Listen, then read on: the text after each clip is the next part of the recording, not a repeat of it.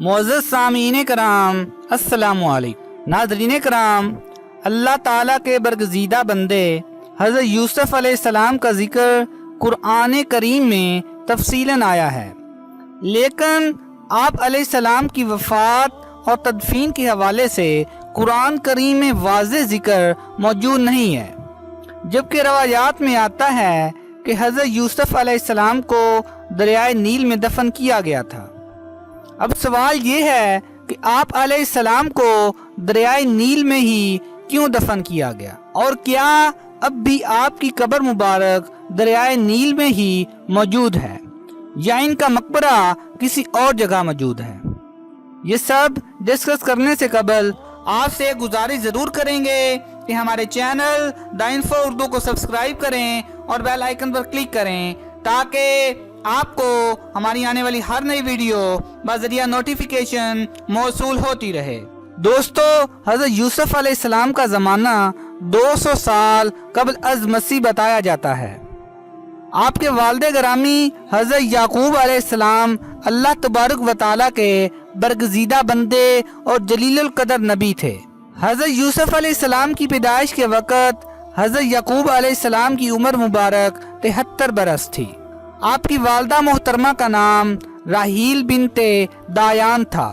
والدین آپ علیہ السلام سے بے انتہا محبت کرتے تھے۔ نور نبوت کی چمک اوائل عمر سے آپ کی پیشانی پر جھلک رہی تھی۔ آپ کا حسن و جمال اسی نور نبوت کا عکس تھا۔ آپ کی دماغی اور فطری استطاعت دوسرے بھائیوں سے نمایاں اور ممتاز تھی۔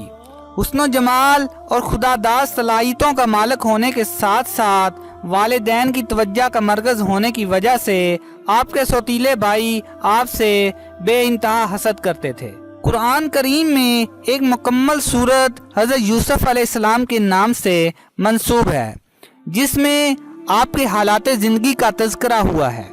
حضرت یوسف علیہ السلام کے قصہ کو قرآن کریم میں احسن القصص کہا گیا ہے۔ ناظرین کرام، اگر بات کی جائے آپ کے قصہ سے ہٹ کر آپ کی وفات کی، تو آپ کی وفات کے بعد آپ کے مقام دفن میں اختلاف پایا جاتا ہے۔ ہر محلے والے حصول برکت کے لیے اپنے ہی محلہ میں دفن پر اصرار کرنے لگے۔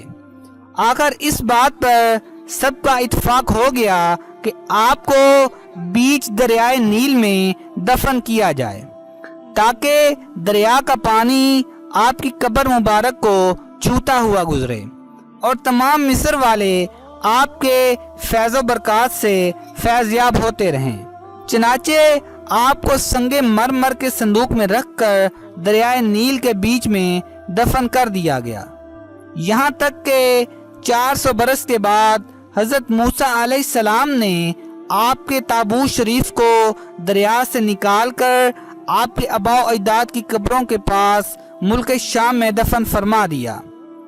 بوقت وفات آپ کی عمر شریف 120 برس کی تھی، اور آپ کے والد محترم حضرت یعقوب علیہ السلام نے 125 برس کی عمر میں وفات پائی، اور آپ کے دادا حضرت اسحاق علیہ السلام کی عمر شریف 180 سال کی ہوئی، اور آپ کے دادا حضرت ابراہیم خلیل اللہ علیہ السلام کی عمر شریف 185 سال کی ہوئی۔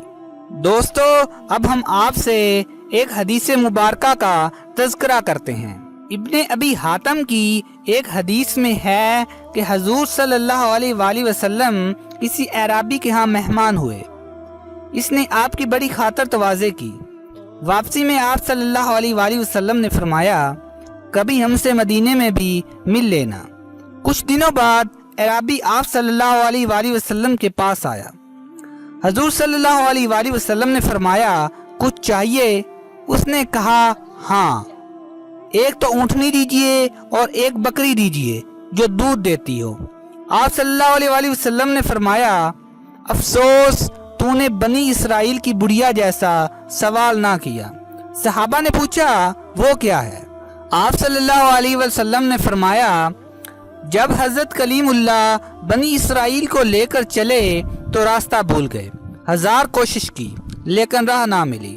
آپ علیہ السلام نے لوگوں کو جمع کر کے پوچھا، یہ کیا اندھیرا ہے؟ تو علماء بنی اسرائیل نے کہا بات یہ ہے کہ حضرت یوسف علیہ السلام نے اپنے آخری وقت میں ہم سے عہد لیا تھا کہ جب ہم مصر سے چلیں تو آپ کے تابوت کو بھی یہاں سے اپنے ساتھ لیتے جائیں۔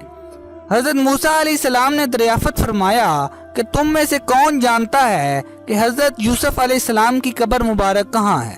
سب نے انکار کر دیا کہ ہم نہیں جانتے، ایک بڑھیا کے سوا اور کوئی بھی آپ کی قبر سے واقف نہیں۔ آپ نے اس بڑھیا کے پاس آدمی بھیج کر اسے کہلوایا کہ مجھے یوسف علیہ السلام کی قبر دکھلا۔ بڑھیا نے کہا ہاں دکھلاؤں گی، لیکن پہلے اپنا حق لے لوں۔ حضرت موسیٰ علیہ السلام نے کہا تو کیا چاہتی ہے؟ اس نے جواب دیا کہ جنت میں آپ کا ساتھ مجھے میسر ہو۔ آپ علیہ السلام پر اس کا یہ سوال بہت بھاری پڑا۔ اس وقت وحی آئی کہ اس کی بات مان لو، اس کی شرط منظور کر لو۔ اب وہ آپ کو ایک اور جھیل کے پاس لے گئی جس کے پانی کا رنگ بھی متغیر ہو گیا تھا۔ کہا کہ اس کا پانی نکال ڈالو۔ جب پانی نکال ڈالا اور زمین نظر آنے لگی تو کہا اب یہاں کھودنا شروع کر دو۔ قبر مبارک ظاہر ہو گئی، تابوت ساتھ رکھ لیا۔ اب جو چلنے لگے تو راستہ صاف نظر آنے لگا اور سیدھی راہ لگ گئی۔